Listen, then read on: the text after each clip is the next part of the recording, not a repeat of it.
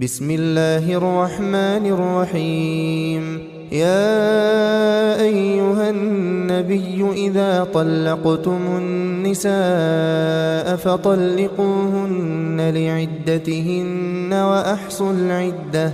واتقوا الله ربكم لا تخرجوهن من بيوتهن ولا يخرجن إلا أن يأتين بفاحشة